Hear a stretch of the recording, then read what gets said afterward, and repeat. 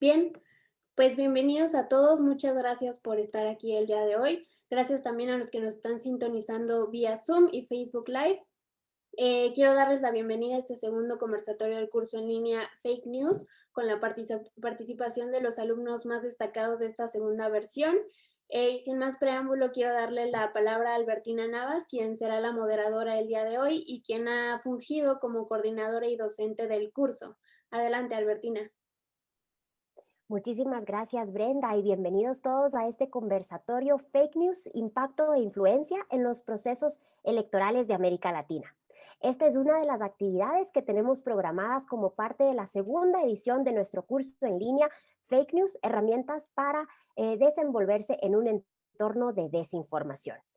Tenemos ahora un panel de lujo que nos va a acompañar y que dentro de unos minutos voy a presentar para tratar uno de los temas que hemos abordado con profundidad en nuestro curso. Y por eso, como es parte de las actividades del curso, quisiera permitirme unos minutos para presentar brevemente el curso.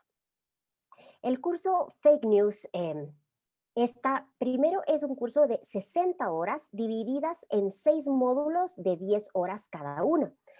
Cada módulo implica 8 horas de clase sincrónica, es decir, al mismo tiempo, en tiempo real con el docente, y deja 2 horas para el desarrollo de un proyecto final de aplicación práctica. Tenemos docentes de amplia experiencia académica y también en el ámbito ya sea del periodismo o de la comunicación política o de la asesoría política de 5 países de América Latina y España, todos con una relación muy cercana con la comunicación política, sobre todo Centroamérica, México y Sudamérica. Este curso básicamente cubre 4 áreas. Tratamos de preparar a los participantes en el área teórica, es decir, que puedan identificar las peculiaridades del fenómeno fake news y profundizar en él, sus diferencias y similitudes con la posverdad y otras patologías de la información asociadas a estos procesos. También tenemos módulos en que ven temas de prevención, con muchas herramientas para poder manejarse de una manera mucho más solvente en un entorno de desinformación. Y también tenemos varios módulos que tienen que ver con la narrativa desde la política hacia los ciudadanos y también el ciberactivismo, que sería la narrativa del ciudadano hacia el poder o hacia sus autoridades. Y también tenemos un módulo con un componente legal, es decir, las implicaciones que pueden tener estos fenómenos, a quién dirigirse y bajo qué legislación o regulación estamos amparados. En este contexto tenemos 6 módulos que quiero citar brevemente. El primero es el de conceptos e historias de patologías de la desinformación. Ahí se sienta el concepto. Segundo, cómo reconocer la desinformación y combatirla. Aquí vemos mucho tema de herramientas para gestionar, identificar noticias falsas y no caer en estas formas de manipulación. Tercero, tenemos un módulo enfocado en la ciberpolítica, que habla de las redes sociales y la desinformación en procesos electorales. Este tiene mucha relación justamente con esta temática. El cuarto es el de ciberactivismo y nos preguntamos si los ciudadanos son víctimas o de alguna manera también son protagonistas de este proceso de desinformación. El quinto módulo es fake news, una visión legal con todas estas. Cerramos con el concepto de reputación digital y protocolos de crisis como el antídoto para manejarse en estos conceptos de desinformación. Nuestra primera edición fue de junio a septiembre. Tuvimos más de 100 participantes por módulo de 15 países de América Latina y estamos ya en la segunda edición de nuestro curso que inició en septiembre y cierra en este noviembre, también con más de 100 estudiantes por módulo. Así que les agradecemos a todos muchísimo por su interés, por su compromiso y realmente esperamos que estén disfrutando y aprendiendo de todos estos temas. Todo este curso y esta actividad no serían posibles si no fueran por los coorganizadores de esta actividad, que son la Red Liberal de América Latina, RELIAL, la Fundación para la Libertad Friedrich Naumann, Alianza para Centroamérica y la Escuela de Gobierno de Guatemala. Quiero presentar también a mi compañera Silvia Mercado, coordinadora de RELIAL, quien me va a ayudar a moderar esta actividad, así que le cedo la palabra para que nos apoye con una introducción a esta temática. Muchas gracias, Albertina. Buenas tardes a todos los que nos acompañan en este conversatorio, amigos y, bueno, destacados profesionales en sus ámbitos y, pues, bueno, a toda la audiencia en Facebook que va a poder ver esto en línea o, pues, bueno, ya grabado. Esta es la ventaja ahora de todo lo que es virtual también. Entonces, aquí queda. Como comentó Albertina, este conversatorio es parte de todo lo que ha venido haciendo la iniciativa de trabajar el tema fake news, que en realidad el fenómeno detrás y el que realmente nos preocupa es la desinformación, ¿no? La Red Liberal de América Latina, aquí tenemos a nuestra vicepresidenta Berta Pantoja, que más adelante podrá hablar en más detalle de la red también, ha sido una preocupación trabajar el tema desinformación porque nosotros apostamos por sociedades responsables y entendemos que la información es una herramienta que debe ser clave al momento de definir el destino de un país, de una nación. Entonces, bueno, preocupados por este tema, sobre todo en contextos electorales, evaluamos cuál puede ser la mejor manera de apoyar a los ciudadanos, brindándoles herramientas para que puedan identificar mejor la información certera de lo que pueda ser una fake news, ¿no? Entonces, bueno, en ese contexto, Albertina ya lo explicó muy bien, ya vamos 2 cursos en línea, bastante bien aceptados con alumnos que en realidad, bueno, son profesionales que también nos comparten su experiencia, muchos periodistas que traen casos y que finalmente los terminamos conversando entre todos y sacamos lecciones de eso, ¿no? Porque, bueno, no deja de ser un tema en el que seguimos aprendiendo. Y de eso se trata este conversatorio. Yo tengo mucha curiosidad de preguntarles cómo están viviendo los procesos electorales en sus países, porque cada uno tiene seguramente relatos muy particulares, circunstancias muy extraordinarias. Cada país en América Latina tiene un folclore muy distinto respecto a las fake news y todo esto. Y más allá de que es un tema entretenido en algún caso, puede ser muy peligroso, ¿no?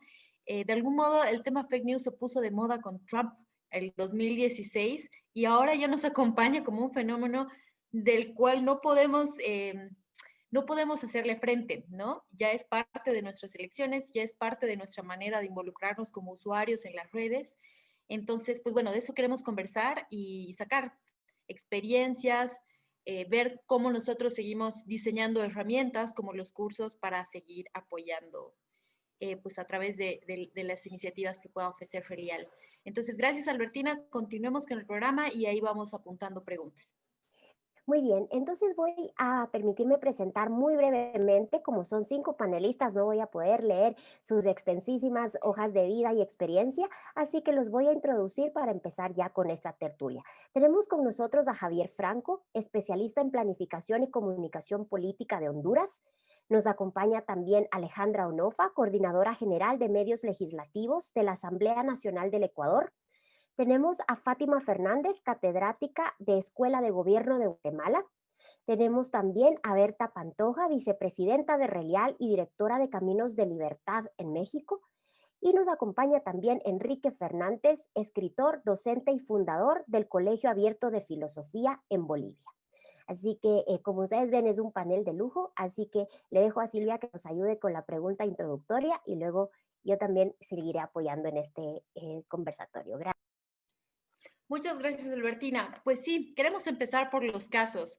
Aquí en el plenario voy a invitar por cercanía, por estar en México, voy a pedirle a Berta Pantoja, como vicepresidenta en realidad, igual que nos dé unas palabras y nos cuente un poquito del contexto de la desinformación a un año de próximas elecciones en México. Y pues, después de Berta, vamos siguiendo, los voy mencionando para que cada uno pueda reseñar un poco de la situación de su país en este tema. Entonces, empezamos con Berta, por favor.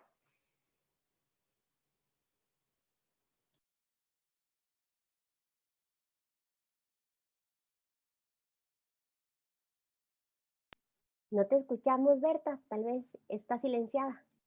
Claro. Bueno, primero agradecerles, gracias a todos. El caso de México es distinto a los de muchos países. México tiene elecciones legislativas en julio del próximo año, donde donde se va a definir el futuro del país.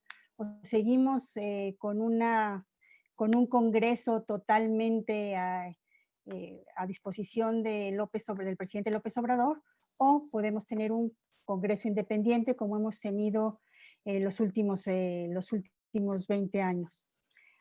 Bueno, ¿qué sucede en México?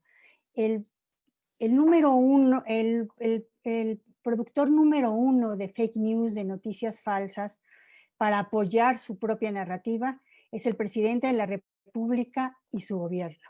Es decir, no estamos viendo en este momento fake news, no estamos viendo campañas en redes, en fin, de los que podrían ser contendientes del presidente, de los otros partidos políticos. Los estamos viendo de parte de la presidencia de la República y del resto de su gobierno.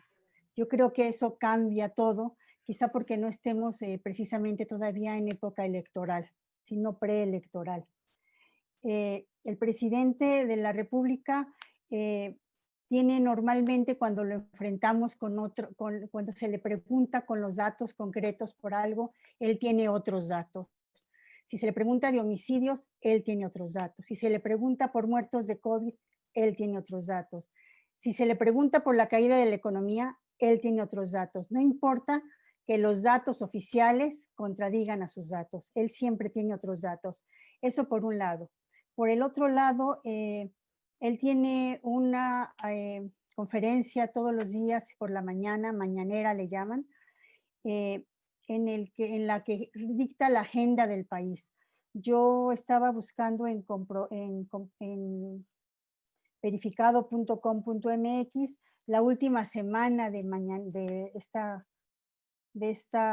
conferencia matutina, y donde nos dice clarísimamente que el 30% de las afirmaciones del presidente son reales, el 40% restante, el 40% son falsas y el 30% restante son engañosas. Es decir, eso es parte de la narrativa de ellos, en el que los datos que el presidente presenta, las noticias que ellos presentan, así funcionan. En donde hay una narrativa, así brevemente para dejarle la palabra al resto de los panelistas, donde narrativa interesante es en las redes, en lo que están desatando contra los enemigos o a los que el presidente considera sus enemigos. Voy a dar el ejemplo muy claro que muchos compartiremos, que es el de los periodistas. Es decir, el presidente señala a los medios que considera sus enemigos. Aparentemente, por lo que dio a conocer hace 15 días, todos los medios menos uno es su enemigo, sobre todo los medios impresos. Cita con su nombre en las conferencias a los periodistas que lo molestan. Y por otra parte, sus bots y todos sus seguidores y toda esta cosa pagada por el gobierno, en redes sociales difaman, amenazan, cuestionan a los medios y a los periodistas. Es decir, hay una narrativa que va completando, en redes apoya lo que dice el presidente, está muy bien organizada, cuesta muchísimo dinero, eso la poca transparencia que tenemos no lo indica. Y bueno, entonces es una situación distinta del resto de muchos países, porque en este momento el primer productor de fake news es el gobierno de la República. Programamos un conversatorio en particular para analizar la situación en México, pues porque, como dices, no es que sea un periodo en particular, sino que es una constante, y así lo estamos viviendo, pues bueno, todo este periodo, todo lo que va de este sexenio. Entonces, hay un apunte para que más adelante retomemos el tema, quizás en un conversatorio más amplio, que no tenga que ver solo con el proceso electoral, pero sino con una gestión de gobierno desde la desinformación como estrategia. Tal vez esto está interesante. Pero bueno, ahora vamos a sondear este panorama siguiendo el mapa. Entonces, vámonos a Centroamérica, y le voy a agradecer mucho a Javier Franco que nos comente cómo se advierte este fenómeno en Honduras. ¿Cuál es la situación allá? Bien, muchas gracias, Silvia, y a todos presentes. Quisiera más que todo hacer una contextualización quizá un poco regional, o quizá de alguna manera, quizá desde una perspectiva latinoamericana, dimensionando dos enfoques que quisiera hacer y que sea como de una forma introductoria para tal vez en el transcurso de la sesión poder ir entrando con más detalle. Este tema de las fake news lo podría, digamos, decirlo en dos dimensiones. Está una que es cuando la desinformación en sí misma o las fake news entran en un conflicto con la regulación o con la ley o con el aspecto jurídico. Y el otro, verlo desde un fenómeno más real, más desde una narrativa de cómo se está desarrollando en los diferentes países y decir de que hay alta preocupación en todos los países que están próximos a elecciones y en los que ya han tenido elecciones recientemente, porque vemos hoy que un simple retweet es un arma. El retweet fue diseñado o programado para darle poder al ciudadano, pero hoy en día vemos como un retweet se puede convertir en una arma. Entonces, la primera dimensión en la que quiero enfocar es cómo desde una noticia falsa o de una fake news, más que de una narrativa simplista en la que puede ser visto de dos puntos de vista como un arma por los daños que puede provocar, también en el otro lado de la moneda, y de esto poco se ha hablado, muchos políticos lo están utilizando también como el plato en el que Pilato se lavó las manos. Hoy en día, cualquier información que pueda ser real y que trascienda a nivel de la opinión pública, de las redes sociales, y que afecte un poco la imagen pública de algún político o de algún funcionario, la califican como una fake news. Y ahí también es el otro lado de la moneda de lo que son las fake news. Pero además de ser un arma o un plato en el que Pilato se puede lavar las manos, más que una teoría simplista, la fake news en sí, y como se ha visto en estos cursos de formación de la Fundación, son patologías, o sea, son trastornos de la información. Y la primera es que es mala información. Las fake news son mala información. Y esta es precisamente cuando es maliciosa, cuando la información es quizá genuina y real, pero se hace trascender para generar un daño. La otra trastorno es la desinformación en sí, de la cual hablaba Berta. Estos son contenidos compartidos que son intencionalmente falsos, pero que buscan engañar o que buscan causar un daño. Y la otra es la información errónea, que es contenido falso que la gente comparte, pero no sabe que es falso. Por ahí vemos entonces cómo la idea de la fake news no es una teoría tan simple. Hoy en día las democracias se ven amenazadas, incluso hasta los procesos electorales. Hoy en día se habla, y hay narrativa de esto en países de Europa y Latinoamérica, donde se está mencionando ya de que deben haber reformas para que el voto ya no sea secreto, para que el ciudadano, imagínense hasta dónde hemos llegado por el tema de las fake news, donde el ciudadano pueda exhibir su voto para que no sea manipulado. Hay una desconfianza en los sistemas precisamente generado por la influencia y el impacto, que es precisamente el nombre del tema de esta sesión de hoy. La misma influencia y por el mismo impacto que las noticias falsas generan, hay una desconfianza en los procesos electorales, aun cuando estos pudieran ser meramente transparentes, aun cuando estos pudieran también llevar rendición de cuenta por parte de los sujetos obligados. Hay un poco también en esto de la fake news, un poco lo que yo denomino el eco informativo.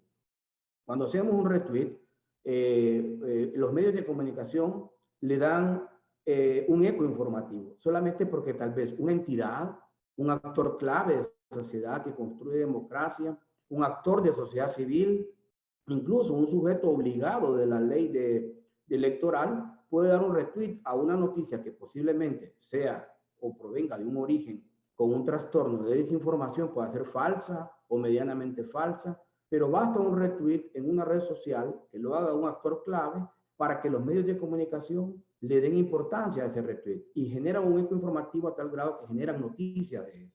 Y vemos cómo esa enfermedad, sin ningún control, se va propagando a través del eco informativo. Y finalmente, además de que puede tener un eco informativo con actores claves que de alguna manera, sin saberlo, están intensificando una enfermedad que son las noticias falsas, llegamos a algo peor que ya está ocurriendo en algunos países. No es el caso de Honduras, pero ha ocurrido en otros países, donde está una estrategia de lawfare. El lawfare es prácticamente la guerra jurídica. ¿Se imaginan ustedes con noticias falsas, pero que también un sistema judicial o los operadores de justicia también operen mediante la ley para oprimir al político opositor. Y yo concluyo esta parte introductoria queriendo ver si más adelante podemos conversar para ver que el tema de las fake news o este fenómeno de las fake news y de las patologías de la desinformación, principalmente a mí me preocupa no tanto desde una perspectiva en la que el político opositor versus el político contendor. Yo lo veo más desde una perspectiva en que las fake news pueden generar un debilitamiento a las entidades del sistema electoral y a las entidades de una institución, de un Estado, de un país. Sí, justamente, Javier, muchas gracias. Ahora queremos aterrizar un poco en el tema electoral, porque definitivamente el tema desinformación pues afecta absolutamente a toda la sociedad en sus diferentes instituciones y etcétera. Por eso ahora me gustaría invitar a Fátima Fernández para que nos comente, pues, a lo mejor algo particular de allá de Guatemala, que el año pasado estuvieran elecciones, o pues, ¿cómo quisieras introducir el tema desde Guatemala? Muchísimas gracias, Silvia, y muchísimas gracias de verdad por esta oportunidad. Yo escuchando a Berta y escuchando a Javier, parte de mí le quiere decir a Berta que no se sienta sola, que eso no solo está pasando en México.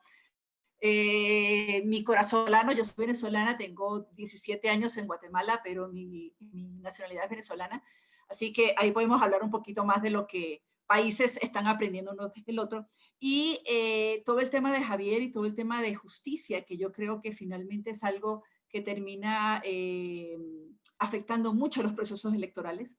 Nosotros acabamos porque esta pandemia me hace sentir que pasó hace como 20 años, pero la verdad, hace un año estábamos en el proceso electoral en Guatemala. Y la verdad hay casos puntuales de cómo el fake news o cómo la desinformación para quitarle votos a los otros estuvo evidente o fue muy evidente en casos como el del doctor Edmond Mulet, que había estado muchísimo tiempo dentro del marco de Naciones Unidas y que como todo en la campaña anti-CICIG, pongo en contexto, nosotros tuvimos hasta el año pasado una Comisión Internacional contra la Impunidad en Guatemala, que es una instancia que solamente Guatemala la ha tenido hasta ahora, donde si bien es cierto hay un comisionado que es nombrado por las Naciones Unidas, la comisión trabaja dentro del marco de la justicia guatemalteca. Y hubo una campaña muy, muy fuerte con todo el tema que terminó con la salida de la CICIG en septiembre del año pasado, pero que de alguna manera a la gente que estuvo vinculada con Naciones Unidas, pues de alguna manera se comenzó también a trabajar en ese tema. El otro tema que recuerdo fue el de Julio Héctor Estrada. Julio Héctor Estrada también fue candidato a la presidencia en Guatemala.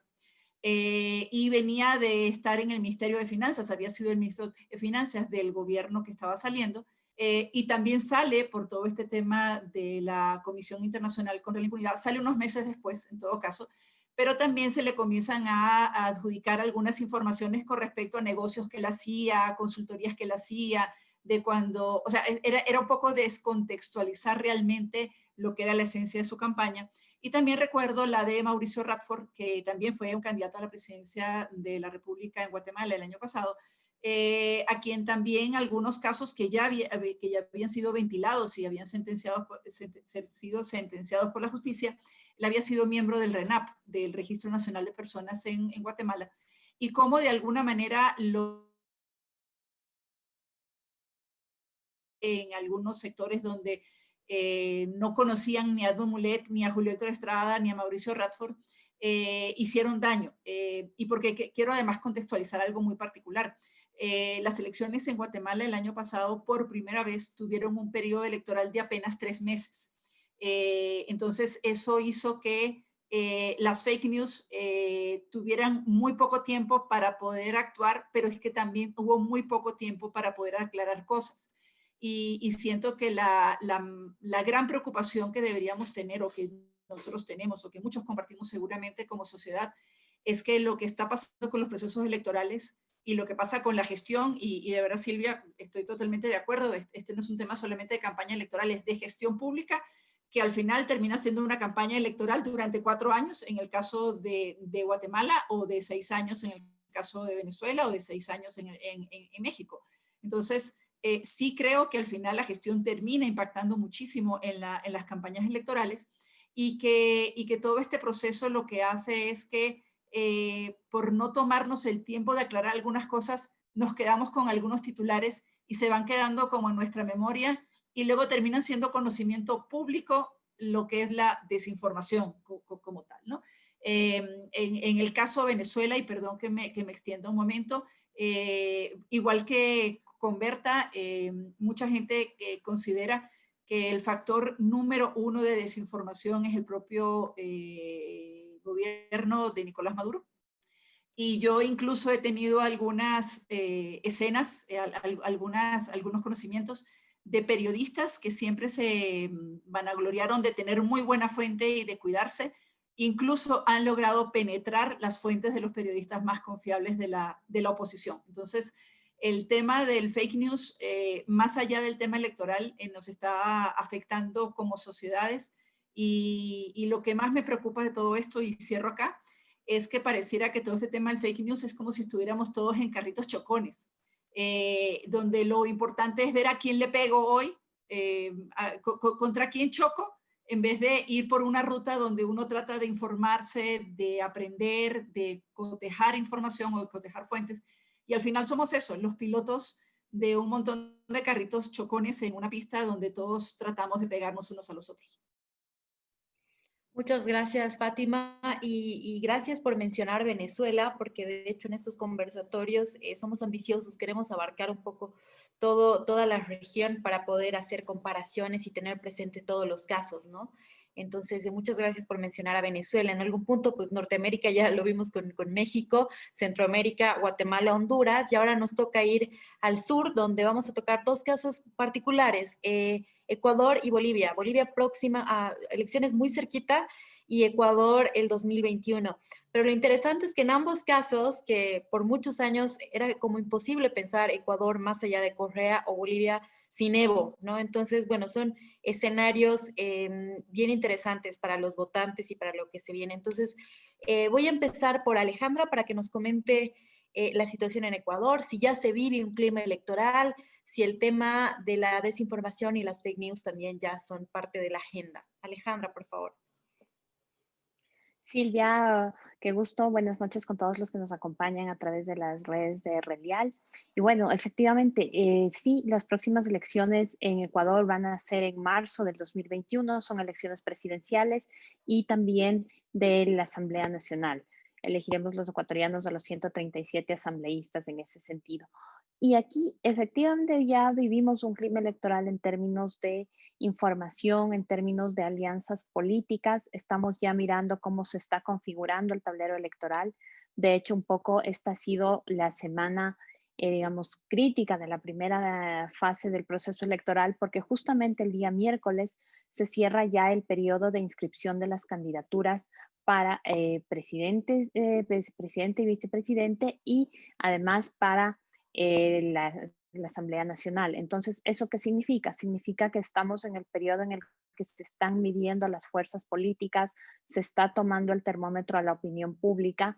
Veremos ya quiénes son definitivamente de un listado de posibles 18 candidatos a la presidencia de la República, quiénes finalmente se inscriben y quiénes finalmente logran captar el voto de los ciudadanos, por un lado. Por otro lado, también lo propio pasará con la Asamblea Nacional. En ese contexto, hemos visto ya en los últimos 3 meses más o menos una lucha de información de los posibles candidatos en términos de presidencia de la República y también de la Asamblea Nacional, y no somos ajenos, como han contado mis colegas en los otros casos, tanto como en México, Guatemala y Honduras, al tema de fake news. Me gustaría topar brevemente dos casos súper concretos en este tema, y podemos ver también uno de los candidatos aquí que ha tomado fuerza en los últimos años es Guillermo Lasso, por ejemplo. Guillermo Lasso tiene una amplia trayectoria en el sector de las finanzas y en la banca privada. ¿Qué es lo que ha pasado con él en los últimos años? En los últimos meses, efectivamente, sí que hemos visto, y además no solamente en los últimos meses, en las últimas 3 semanas, una fuerte campaña, sobre todo desarrollada en redes sociales, en el que se desprestigia todo este tema de su trayectoria como banquero. Más allá de que tú estés, de cualquier opinión que tengas sobre el tema de la banca en el Ecuador, hemos visto que hay memes, hay videos, hay, mm, hay, hay frases, hay historias, muchas producidas en este proceso de tener una investigación para este tema. Hay mucha información producida para desprestigiar esa ala de su carrera. ¿Por qué? Porque durante la última década, que Silvia hacía referencia al tema en el que estuvo en el gobierno, Rafael Correa, sí que se posicionó una narrativa de que todo lo que tenía relación con la banca o con el tema financiero era negativo. Entonces, esa idea caló en el Ecuador, caló en muchos sectores sociales, y ahora los opositores de Guillermo Lasso están tirando muchísimo de ese argumento para desprestigiar un poco su candidatura, por un lado. Entonces, podríamos tener ahí, más allá de que tú tengas afinidad o no tengas afinidad con un determinado candidato, o sea, en qué medida esa información está siendo difuminada, y tiene muchas réplicas, sobre todo cuando tú observas quiénes son los que replican en redes sociales esa información. Ves con claridad el uso de troll centers o de net centers o incluso de bots también. Entonces ahí tienes un claro ejemplo. Otro que podríamos mencionar también, que tiene que ver un poco con la estrategia electoral, es la de un posible candidato en esta contienda electoral.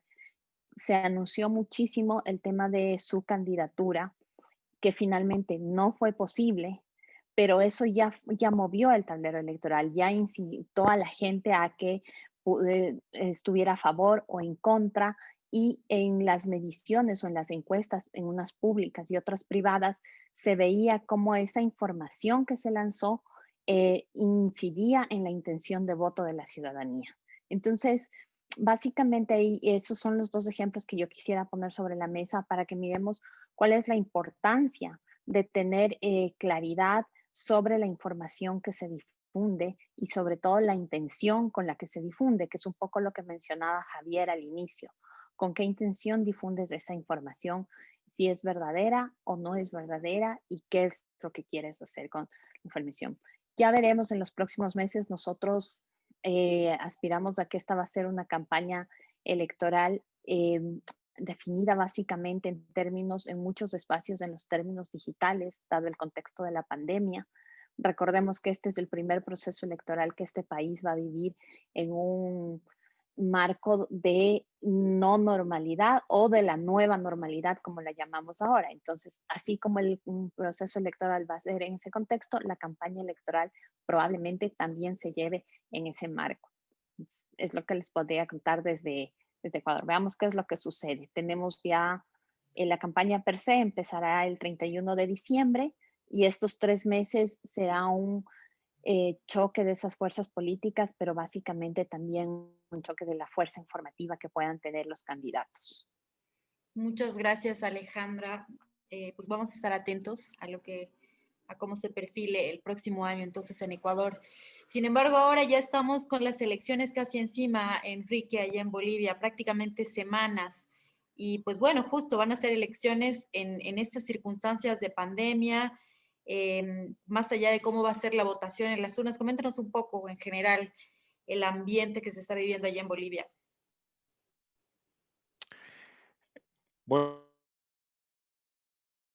el caso de Bolivia nos encontramos frente a elecciones que, sin caer en la exageración, deben ser calificadas de históricas. Es la primera vez desde 2002 que Juan Evo Morales Saima no es candidato a la presidencia. Segundo, de acuerdo con lo que se ha proporcionado en cuanto a la información y las encuestas, estamos ante un escenario de competitividad electoral, lo que no se había dado antes. Giovanni Sartori hace una muy buena puntualización al respecto y diferencia entre competencia electoral y competitividad electoral. Lo que había ocurrido hasta cierto punto es que había competencia electoral, se trataban de establecer ciertas reglas y más o menos respetarlas, pero no había competitividad porque prácticamente ya se sabía quién ganaba las elecciones por diferentes factores, incluyendo, claro está, el fraude. En cambio, en este contexto que nos ha tocado vivir, estamos a pocos días de las elecciones, 13, y no tenemos certeza en cuanto a quién ganará. Quizá el movimiento al socialismo, la fuerza política de Morales Saima, logre pasar a segunda vuelta, pero existen dudas acerca de cuál fuerza será su acompañante, la de Carlos Mesa o la de Luis Fernando Camacho. Es la primera vez en mucho tiempo que existe tal incertidumbre, lo cual es positivo siempre y cuando nos ofrezcan luego un panorama mucho más interesante. ¿Por qué digo esto último?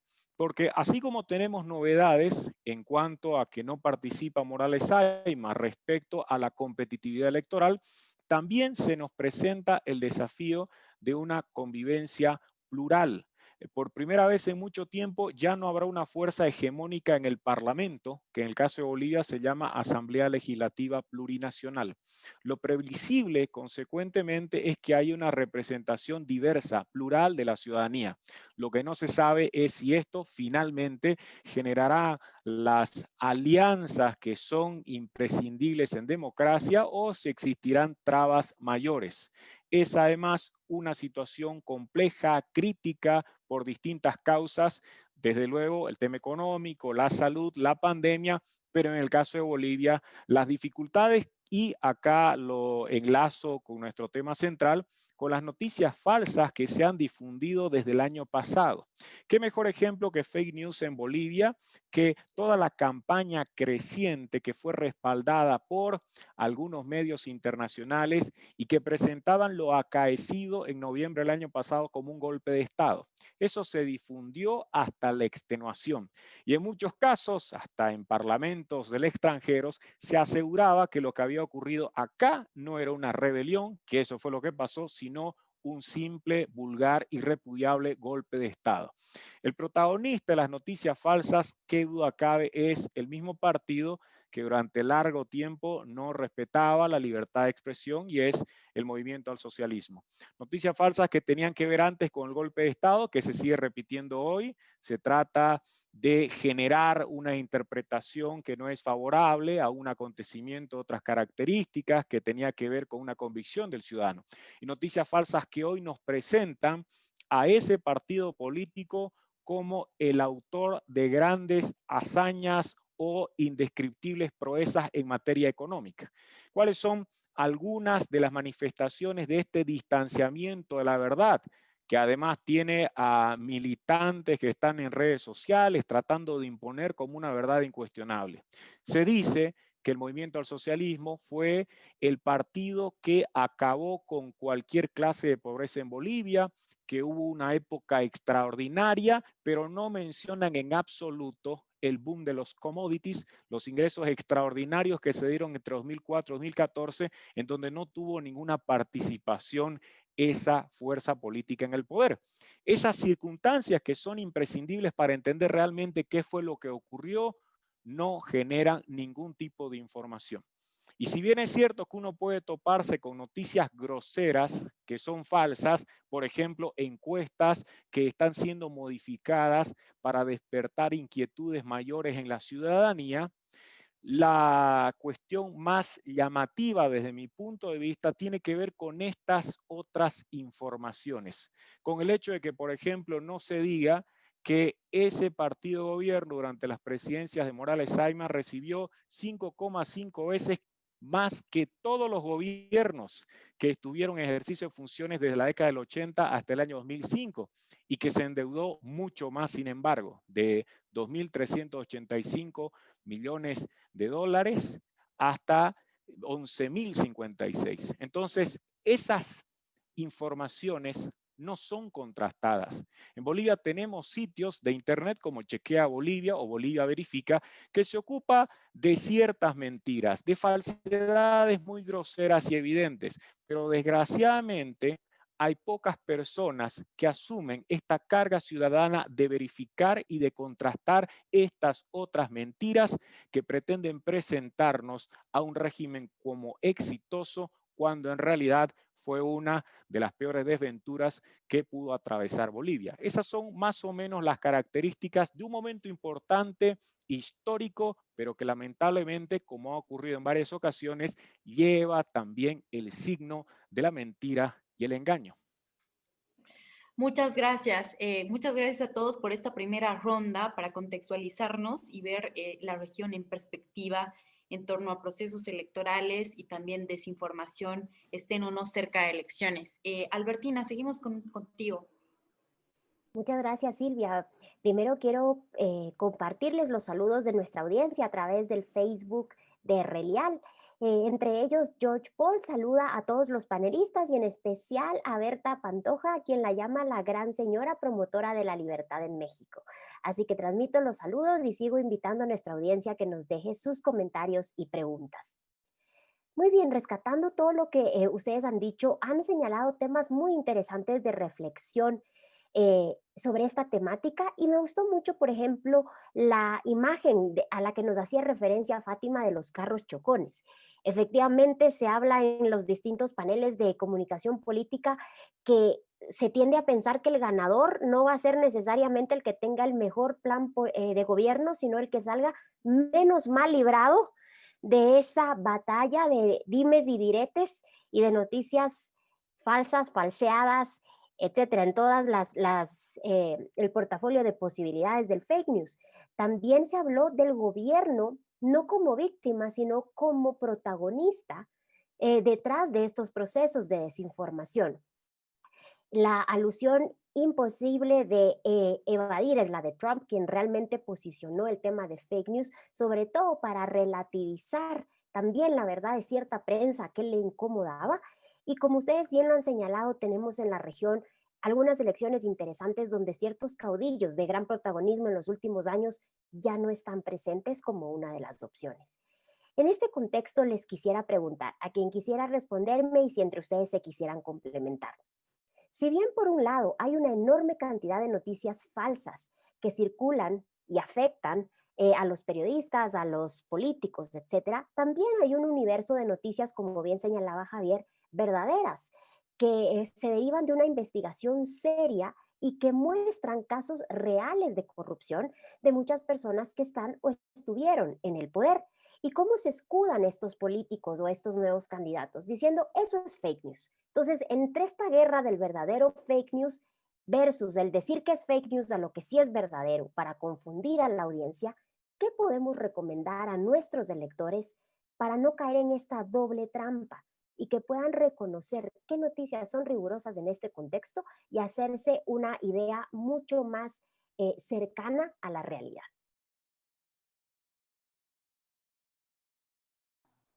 Berta, tal vez si pudiera citar un ejemplo en función de tu pregunta, creo que un elemento fundamental, además de la fuente de una información falsa y de lo negativo o perjudicioso que pueda generar, está también la dimensión del eco informativo al que yo hacía referencia, a lo que se llama la amplificación de la información. Quisiera compartir un dato muy puntual, que un ejercicio que yo hice acá en Honduras, para explicar un poco cómo esto puede influir en una cultura de cómo la población puede compartir y en función de cómo comparte o lo que hace con esa información puede tener resultados diferentes en función de lo que tú preguntabas. Este dato que logré acá en Honduras, el 10% de la población que yo entrevisté que recibe la información o lo que fuera, se queda con esa información. El 20% de la población se informa de esa noticia que le llegó y sobre esa misma plataforma, ya sea por WhatsApp o por Facebook o por Instagram, sigue investigando esa información. Y el 70% busca otras plataformas. Eso indica un poco la dinámica del comportamiento de que apenas un 10% de la población se queda con la información, sea fake news, y si no es fake news, la comparte o busca investigarla. Pero ¿qué hacen con esa información? El 21% solo la conoce. El 52% la comparte, así como la recibe, y un 27% la comparte y le agrega valor, o sea, hace un comentario. En este comportamiento es interesante entonces analizar que además de que en el fenómeno de las fake news hay algo que está, digamos, crucificando la información a como en estos últimos siglos se venía dando, es la verificación de la fuente. Hoy en día, y tú que fuiste parte de nuestras docentes en el curso de Facebook en la primera parte, nos hacía ver que lo que vale hoy en día son los datos. En la medida que nosotros podamos lograr datos estadísticos de información de población segmentada, nosotros podemos identificar si realmente la información que estamos compartiendo afecta en imagen, ya sea a un político o a una entidad electoral, como un incidente o como una crisis. Pero lo interesante acá es la dimensión, o sea, la cultura, la narrativa que una determinada población está dando en dimensionar una información, si se queda con ella o la comparte. Y aquí aplica la analogía de aquel libro de lectura en la primaria del pollito Pío Pío, cuando le cae en la cola una bellota de un árbol y él se altera y corre a decirle a los demás compañeros que el cielo se estaba cayendo. Y esa información todos la compartían y hubo un tal crisis, tal psicosis, que todos creían que verdaderamente el cielo se estaba cayendo. Y la fábula en esto es las repercusiones de una información que no es contrastada, que hay muy poco, y este es otro elemento, que hay muy poca educación digital de la población, que es un tema también relevante para combatir lo que son las fake news, en la medida en que la población tenga menos brecha en educación digital y sepa que con dar un retweet o pelearse en una red social, tal vez con un bot, con un robot, con una plataforma sin saber que es un humano, en esa medida la población podrá ir entendiendo qué compartir, qué no compartir y cómo contribuir a evitar las fake news. Gracias, Javier. Berta quería complementar esta pregunta y luego podemos seguir con Enrique y Fátima. Adelante, Berta. Gracias. Yo me pregunto si les pregunto a todos, si muchas veces no habrá quien prefiera quedarse con la fake news, o sea, con la noticia falsa. Mi ejemplo sería, y la reflexión sería, actualmente con la pandemia de COVID, todos los días surge verdadera información real, porque se están haciendo investigaciones, porque las universidades y los gobiernos están tratando de tener respuestas. Todos los días tenemos información real y verdadera, pero al mismo tiempo tenemos verdaderas noticias falsas, muchísimas, constantes. Yo veo al presidente de mi país diciendo que tiene una estampita del Sagrado Corazón, un dólar y un trébol de 4 hojas y que eso lo protege. Veo a la secretaria de Gobernación, que sería el símil del ministro de Interior en otros países, diciendo que ella no tiene problemas porque toma unas gotas de nanopartículas y la mantienen a salvo. Y creo que o sea, evidentemente la fuente real a la que habría que acudir nos dice que eso es imposible. Pero tengo la impresión, por eso les comparto la inquietud, si no muchas veces la fake news hace que tomemos decisiones o que mucha gente tome decisiones que tienen que ver con todo, en este caso con la salud, erradas porque les es más cómodo quedarse con esa información que quizá también les sea más accesible. Eso era una pregunta para todos, la verdad. Gracias, Berta. Enrique, no sé si quieres complementar la pregunta anterior y a Berta también. Yo creo que a propósito de lo que decía Berta, tiene que ver con los sesgos, el sesgo de confirmación. Si es que yo, que soy terraplanista, por ejemplo, me dicen que debo buscar información en Internet para determinar si es o no falsa mi postura, yo me voy a terminar inclinando, quizá de manera inconsciente, por escoger aquellas páginas que ratifican que la Tierra es plana y no redonda. Y a propósito de lo que se indicaba antes, me gustaría destacar un punto que es el de la confianza. Si se está pidiendo más o menos un consejo a los ciudadanos para que puedan detectar cuando una noticia es falsa, uno pensaría en que acudan a las fuentes tradicionales y de mayor prestigio que con el paso del tiempo y su solvencia han generado confianza. Resulta que también esos medios tradicionales, un prestigioso diario podría caer en una noticia falsa, pero hay menores probabilidades. Esa es una recomendación que se suele dar, ¿no? Si usted nota que hay un sitio que acaba de ser creado y que solamente está buscando el impacto en determinadas redes sociales, si esa noticia que él ha tenido como fuente es confirmada por un medio tradicional, un periódico respetable, podríamos detectar esa falsedad. Añado algo más. El problema es que esos medios tradicionales pueden ser igualmente objeto de cuestionamiento y hay cierto desprestigio que termina colocándonos en medio de un escenario en donde irrumpen otras voces mucho más en tiempos electorales. En Bolivia han aparecido varias páginas que de manera sistemática se están ocupando de dar a conocer hechos de corrupción, supuestos o no, y terminan atrayendo a un mayor número de personas que los otros medios tradicionales. Lo curioso es que en estos casos solo hay una clase de denuncia o acusación que atacan a un bando y no a todos por igual. Esa falta de imparcialidad sí se puede notar en los otros medios. Por lo tanto, tiene que ver también con este cuestionamiento o la desconfianza que se habría perdido respecto a fuentes de información que antes formaban parte de nuestra realidad y que las considerábamos necesarias para confirmar un hecho noticioso. Gracias, Enrique. ¿Cuáles serían tus recomendaciones, Fátima? Si hay algo que yo debo valorar en esta iniciativa, es que Albertina siempre nos hace preguntas, nos lanza preguntas que no son tan fáciles de responder.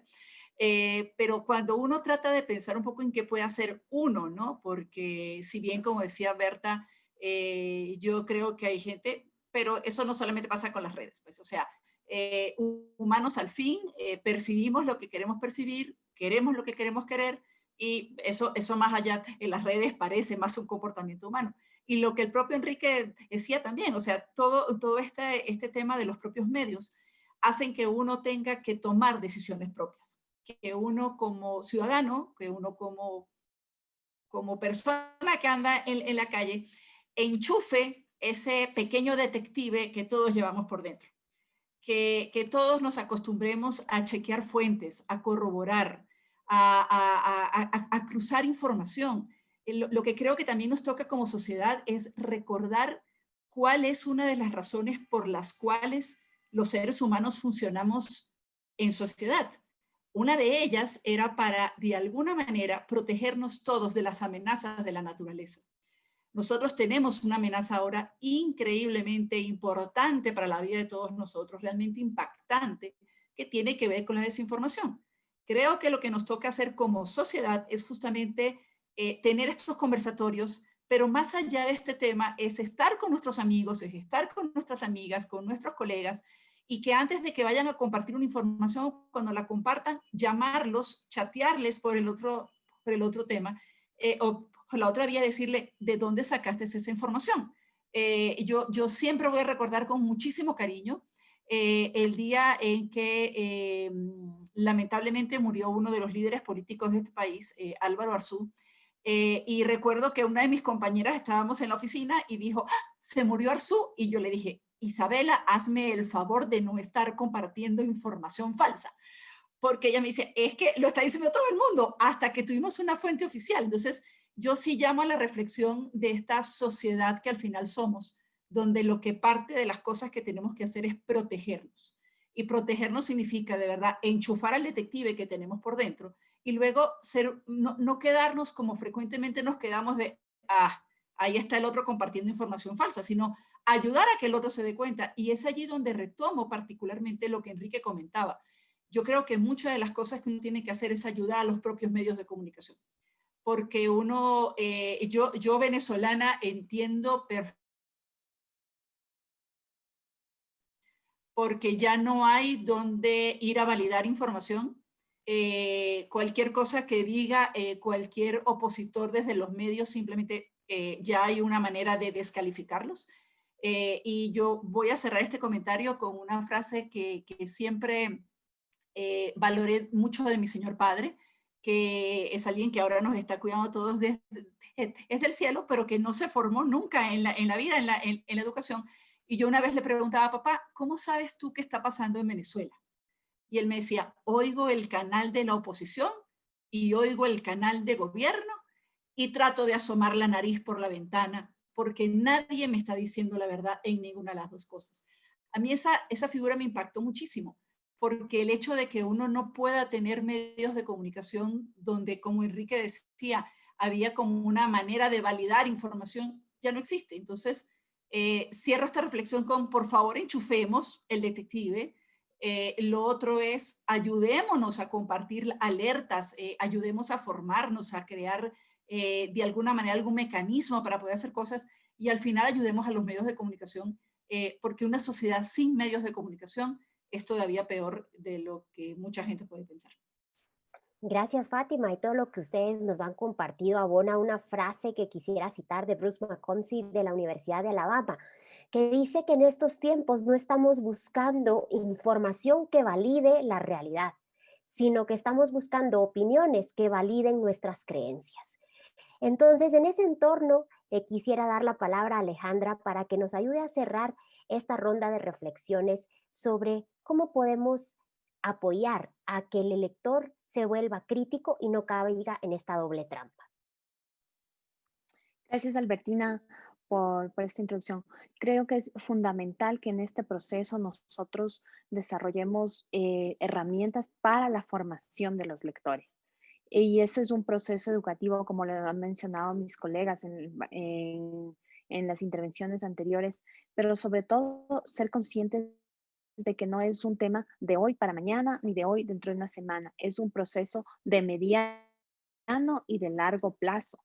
En esa medida, nosotros vamos a poder contrarrestar este fenómeno. Sí, es un fenómeno de fake news que ahora lo vemos agrandado y exponencialmente por un tema de inmediatez en las redes sociales, pero no significa que este tipo de información no circulaba antes en los medios de comunicación. Me encantó esta analogía que hacía Fátima con la experiencia de su padre, porque en la práctica es lo que muchas veces ha sucedido y lo puedo corroborar incluso desde ahora, desde la práctica de el coordinar, desde llevar adelante dos medios de comunicación, tanto una emisora de radio como la televisión legislativa en la Asamblea Nacional, en donde prácticamente nosotros vivimos día a día ese bombardeo de información, donde los equipos se ven abocados a validar la información que tenemos sobre el ente más político que hay en este país en el momento, la Asamblea Nacional, y yo creo que lo propio pasará con los congresos de los países de todos los que estamos en este planeta.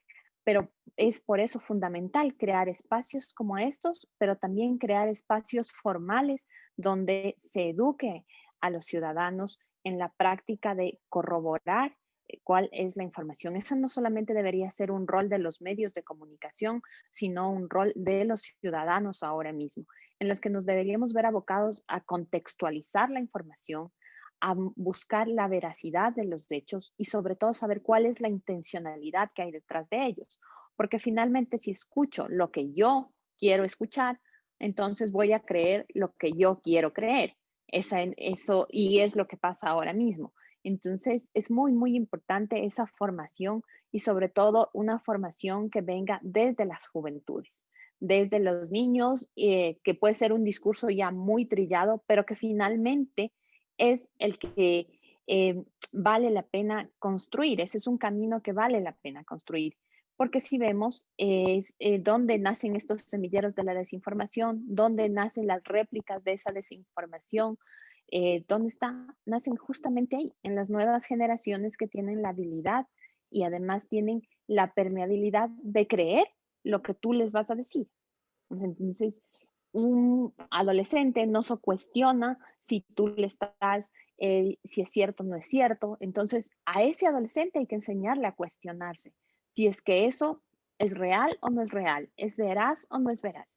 ¿Qué intención hay detrás de eso? Para que sea capaz de en el futuro cuestionar los grandes problemas que le acaecen a esta humanidad. Si no, básicamente vamos a seguir ahí como construyendo una masa de bots más o menos, dicho tecnológicamente. Entonces es fundamental el tema de la formación en términos formales y en términos paralelos, de crear estos espacios como los que estamos teniendo ahora y de tener acceso a esas oportunidades. Bueno, Es lo que te voy a preguntar, Alejandra. gracias, Alejandra. Justo lo que viniste diciendo, lo que dijo Fátima en algún punto, Berta, Enrique, es lo que tenía en mente en cuanto a qué mensaje en común podemos sacar de este conversatorio. Porque en realidad, bueno, como liberales, como en realidad igual,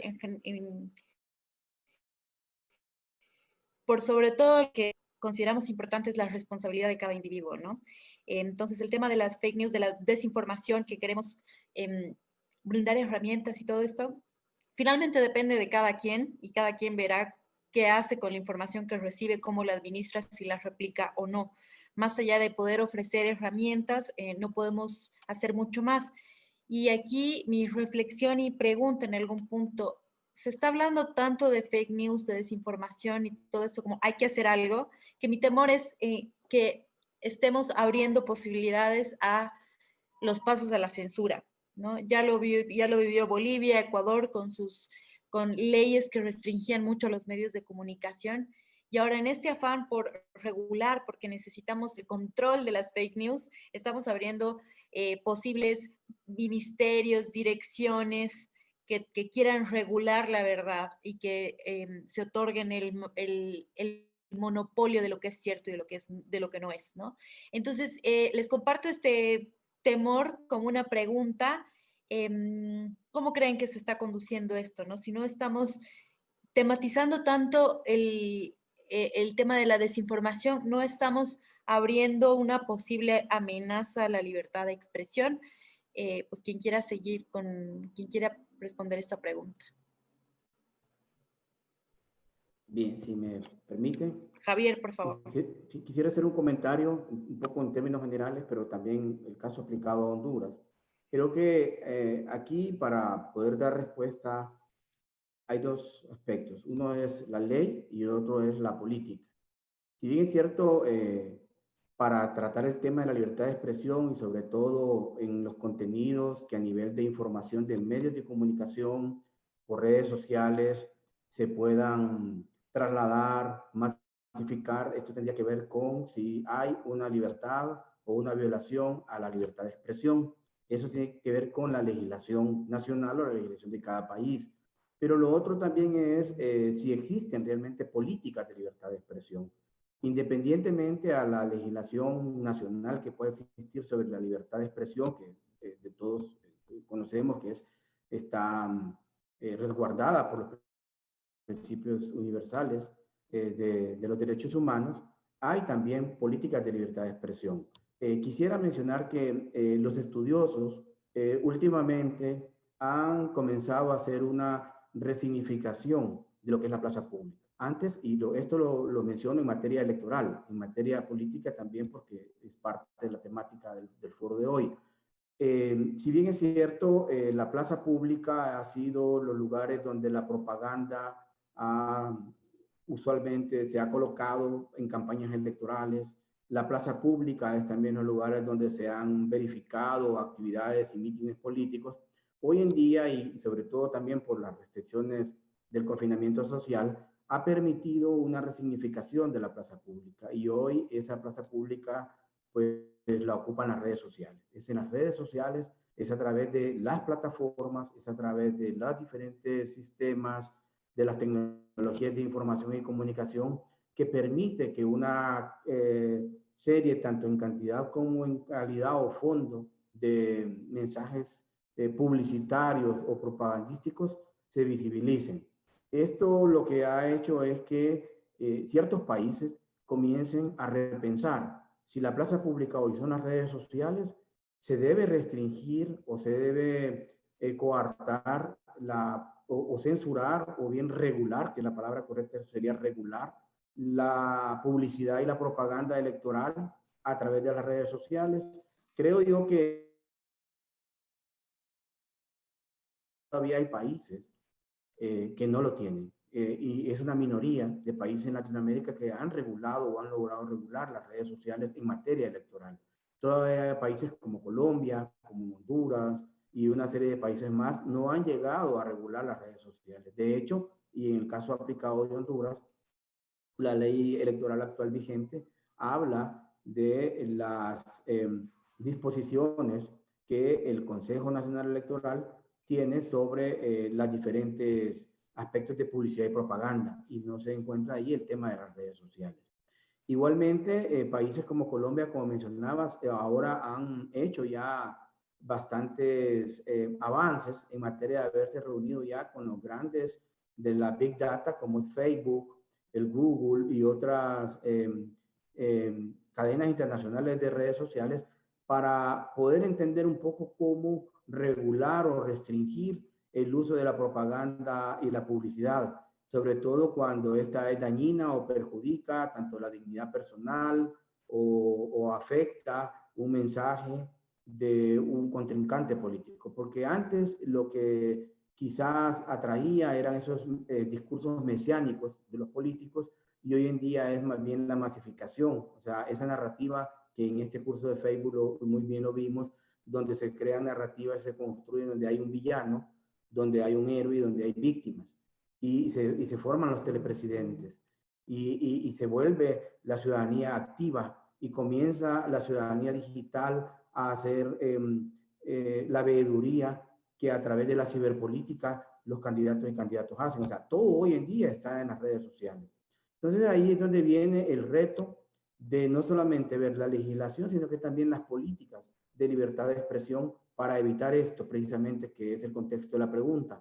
Las violaciones o no a la libertad de expresión, pero cuándo, hasta dónde también una libertad de expresión puede coartar la libertad de otro opositor político, o peor aún, que yo lo mencioné al inicio y parte de la premisa del contexto de mi preocupación sobre las fake news, que no solo afecte a un político con otro, porque esto es válido, es una guerra política, sino las instituciones electorales, que una fake news, incluso de un sujeto obligado de la ley electoral, sea capaz de dañar la reputación, o sea capaz de dañar o contribuir al debilitamiento de las instituciones del sistema jurídico electoral.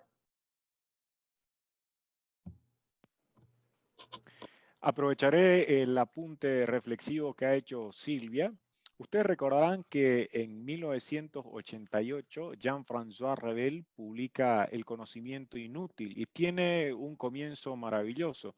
La primera de todas las fuerzas que dirigen el mundo es la mentira. Lo que hace, en resumen, a través de sus numerosas páginas, es manifestar que aun cuando había información abundante en torno al fracaso del comunismo, existían personas que continuaban creyendo en esa ideología. Lo mismo se podría manifestar en nuestros días. Pese a la abundancia de información sobre determinados hechos, hay gente que cree en la homeopatía o en el psicoanálisis. Ahora, ¿qué podemos hacer nosotros si pretendemos proteger al ciudadano para que no resulte engañado? Tendríamos dos caminos, entre otras opciones centrales.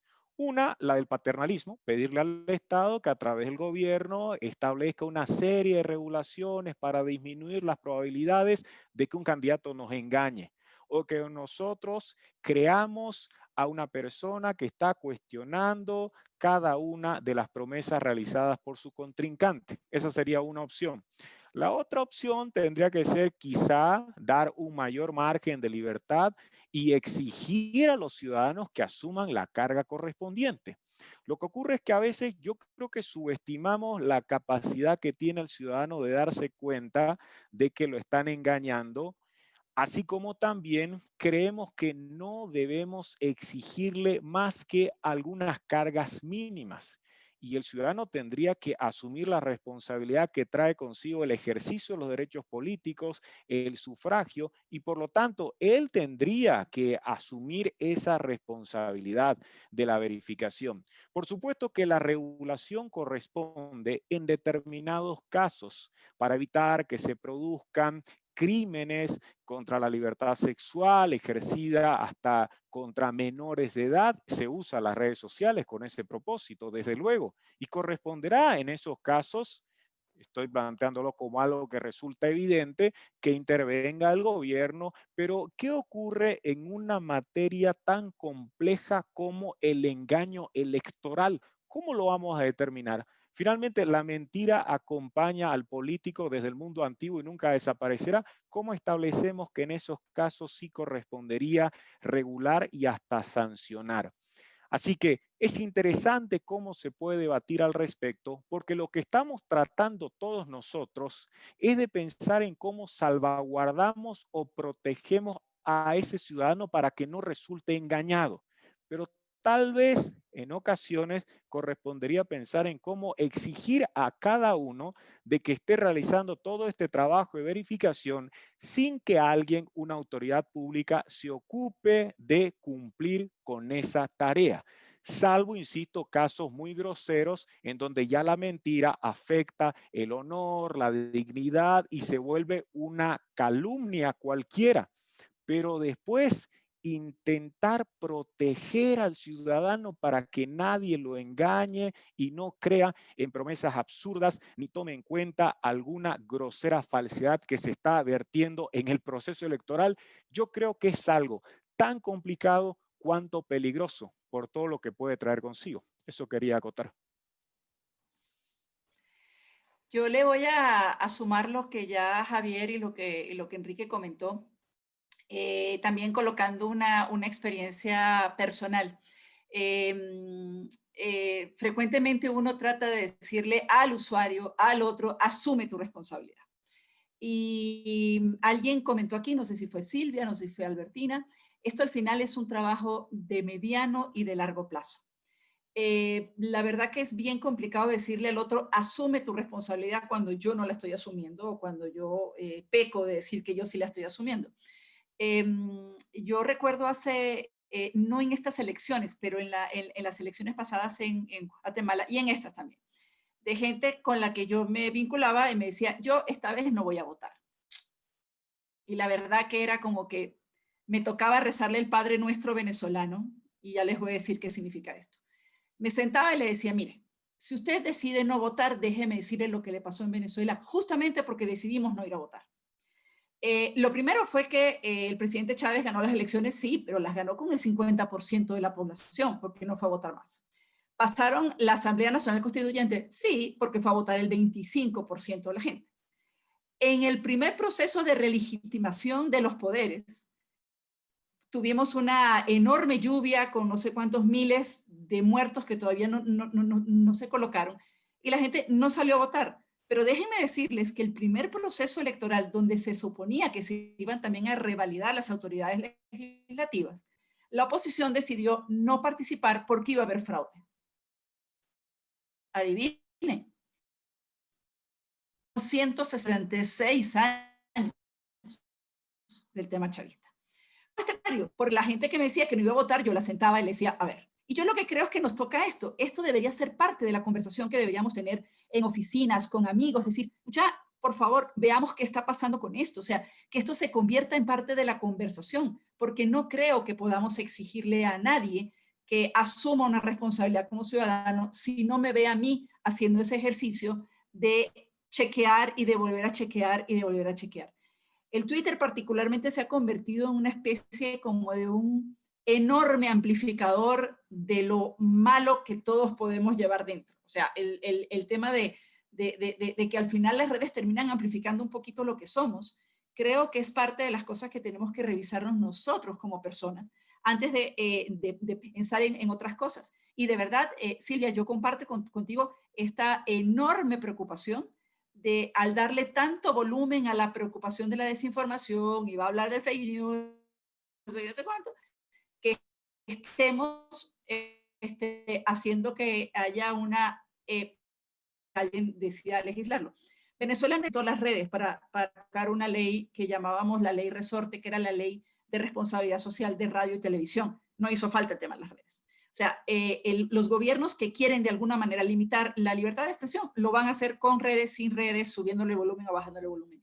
Lo que creo es que sí hay una responsabilidad nuestra como personas de hacer nosotros el propio ejercicio y de ayudar a los que tenemos cerca. Esto es un proceso multiplicador donde seguramente habrá otras cosas como las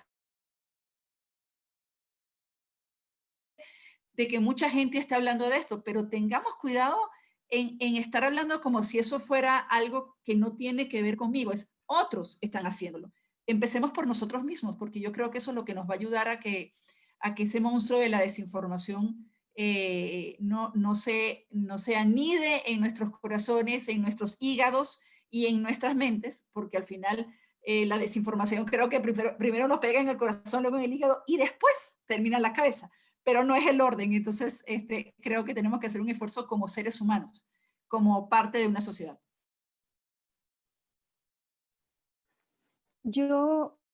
A mí me gustaría brevemente acotar solo dos cosas, retomando lo que han dicho Enrique, Javier, Fátima. No subestimar al ciudadano, o sea, no subestimar a otro. Me parece que eso es un punto muy importante. En lo que yo conozco de medios de comunicación en México, aquellos medios, radio, televisión, aquellos medios que exponen los dos puntos de vista para buscar cierta objetividad, pues cada vez que se exponen los dos puntos de vista y que el ciudadano puede conocer esos datos, esos puntos de vista, esos son medios a los que la gente sigue acudiendo y logran mayores ratings y lectores.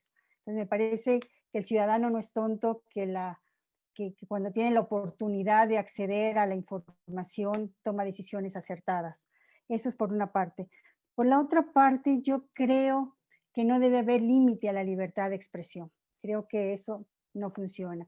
Entre un extremo de una mala información que le hemos vivido, hemos visto cuánto cuesta, hemos visto cómo se pierden elecciones, pero entre eso y la censura, yo creo que prefiero el exceso en la libertad de expresión y creo que no podemos pensar en limitarla.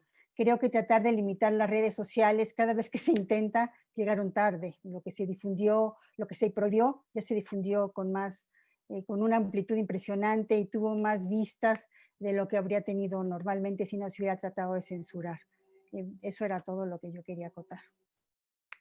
Muchas gracias. Tenemos un comentario del público y sobre esa base quisiera hacer una pregunta que la quiero dirigir a Alejandra y si algunos de ustedes la quieren complementar con mucho gusto. Nos dicen de México, parecería por algunas cosas que se han dicho en el panel que hay ciertas autoridades o gobiernos a quienes les interesaría vivir en la fantasía o en la mentira y por eso mismo siguen promoviendo los fake news para no llegar a enfrentar la realidad. Sobre esta base, Alejandra, quisiera preguntarte, ¿cómo podemos sensibilizar a esas personas del entorno? Porque cada vez me parece que es más común escuchar frases como, bueno, que robe con tal de que haga obra. O bueno, así son todos los políticos. Es uno más y todos son así. ¿Cómo sensibilizamos? Porque aquí ya no es solamente sensibilizar sobre un tema de fake news y que hagan el curso y que profundicen en el concepto. Es una sensibilidad ante algo que vivimos todos los días, que es la corrupción. Entonces, ¿qué reflexión nos podría sugerir en este contexto? Bueno, a ver, el tema de la corrupción es un tema que nos ha tocado sensiblemente, te agradezco por la pregunta primero, Albertina, porque nos ha tocado sensiblemente a los ecuatorianos en los últimos 3 meses. De hecho, uno de los organismos más tocados por este tema ha sido la Asamblea Nacional, lo puedo vivir por experiencia, pero más allá de ello, es una responsabilidad de todos el tema de sensibilizar desde los espacios más pequeños y sobre todo es un tema de construir principios y valores en la sociedad. ¿Qué significa esto? Significa que tenemos que todos los ciudadanos estar conscientes de que un delito es un delito. O sea, el delito, señores, es no porque me paso la luz roja, es una infracción menor versus me voy con 200 millones de dólares del Estado. O sea, los dos son infractores, los dos son delitos. Entonces, eso es lo que tenemos que tener clarísimos los ciudadanos como tales y los ciudadanos comunes, ¿no? En el espacio en el que estemos. Y esto significa que seamos autoridades, seamos actores políticos, somos medios de comunicación, seamos miembros de la sociedad civil, en el espacio en el que estemos, una infracción infracción es una infracción, un delito es un delito y corrupción es corrupción.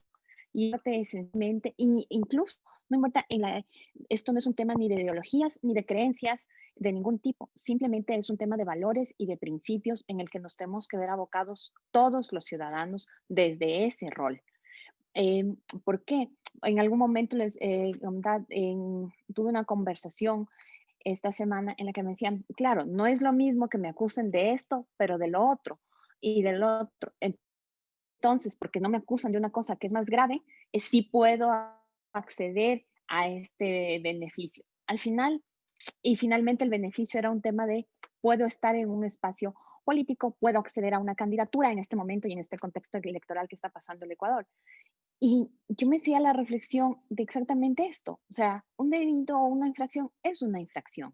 Y si yo como ciudadano en un contexto electoral quiero una representatividad, quiero a alguien que me represente y que sea probo en ese sentido.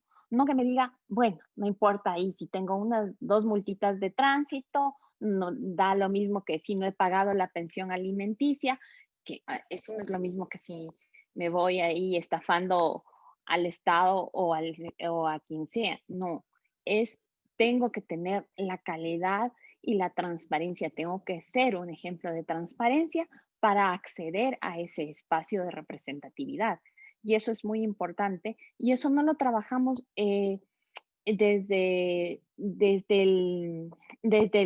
los libros, lo trabajamos desde la práctica, lo trabajamos desde el ejemplo en todos los espacios. Entonces, por eso es muy, muy importante que se construya un tema exactamente de principios, de valores, en donde las ideologías y las creencias no sean lo que primen los espacios de la sociedad, sino sea esta base fundamental, esta línea de partida, en donde sobre eso construyes esa sociedad que estás esperando, en la que ya, como te va a decir, ya alguien que tenga eso clarísimo, te va a decir, bueno, no me importa que me dé ahí una obra, el puente, la carretera o el edificio. No importa si se ha llevado, no señora, o sea, a mí me interesa no solamente que usted haga esto, sino que lo haga con transparencia, que es un ejercicio importantísimo para todos los actores de la sociedad, reitero. Entonces, creo que eso es muy, muy importante, Albertina, en estos tiempos en los que tenemos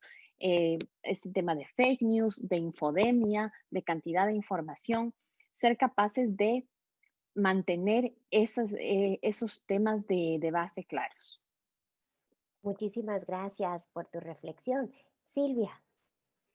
Muchas gracias, Albertina, y no, muchas gracias a todos los participantes de este conversatorio. Siempre son espacios de crecimiento para Real. Personalmente siempre quedo con ganas de más, de conocer más de sus opiniones, de sus experiencias. Y hoy en particular me llevo un mensaje muy concreto también para seguir adelante con estas actividades que estamos llevando en torno a fake news.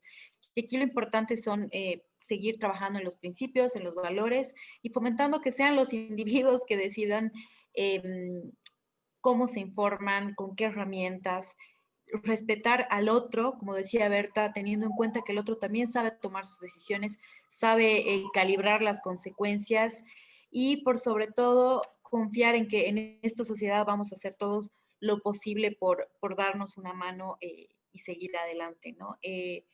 Quiero decir que el tema de las fake news ahorita es, bueno, en realidad la desinformación nos va a seguir acompañando, pero la apuesta debe ser por el individuo, dejarlo en paz también. No queremos acá agobiarlo con más herramientas, más cursos, más tips de cómo debe informarse, qué debe consumir o no, lo mismo que como con la comida, ¿no es cierto? O sea, ahora en México hay una campaña intensa acá porque que sepas que todo lo que consumes te sube el colesterol y todo eso, y eso también es agobio, es demasiada información. No queremos eso, más bien la apuesta es por confiar en el otro, ¿no? Y de eso se trata, trabajar siguiendo los principios liberales, ¿no? Y pues bueno, de mi parte más sobre todo un agradecimiento profundo por la participación de todos ustedes. Albertina. Muchas gracias, Silvia. Y para cerrar este conversatorio, quisiera invitar a Elizabeth Meigler, directora de proyectos para Centroamérica de la Fundación Friedrich Naumann para la Libertad, que nos ayude con unas palabras de cierre. Gracias, Albertina. Bueno, antes que nada quisiera agradecer por todos sus aportes sumamente valiosos en esta materia del rol que juegan las fake news en procesos electorales. Creo que la perspectiva que hemos conocido de los distintos países ha sido sumamente interesante. Esperamos que lo haya sido, por supuesto, para todo nuestro amable público que nos acompaña. Entonces, reitero el agradecimiento a nuestros expositores en nombre de la Fundación Friedrich Naumann para la Libertad, en nombre de Relial y la Alianza para Centroamérica, y agradecer, por supuesto, también a Silvia por apoyarnos con la moderación y a Albertina igualmente también por organizar este segundo conversatorio en el marco de la segunda edición del curso de Fake News que estamos ofreciendo en conjunto las organizaciones que mencioné, pero también con la Escuela de Gobierno de Guatemala, que hemos tenido afortunadamente una convocatoria muy amplia. Ha sido de interés para todos los participantes, de utilidad, como hemos ya conocido en el conversatorio anterior. Y bueno, seguiremos ofreciendo este tipo de cursos en cooperación de Relial, la Fundación Friedrich Naumann para la Libertad y la Alianza para Centroamérica, que hemos visto que ha sido muy fructífera esta cooperación, y pues los invitamos a estar atentos el próximo año para otros cursos más que estaremos ofreciendo. Muchas gracias y que pasen muy feliz noche. Muchas gracias, Elizabeth. Muchas gracias a todos nuestros panelistas y a todas las personas que nos acompañaron en este conversatorio Fake News, Impacto e Influencia en los Procesos Electorales de América Latina. Muchísimas gracias, y después pueden compartir también la grabación de este evento a través de sus redes, y espero que también nos apoyen entonces y sigan nos hagan el seguimiento de qué novedades trae Relial y la Fundación para el próximo año. Muchísimas gracias.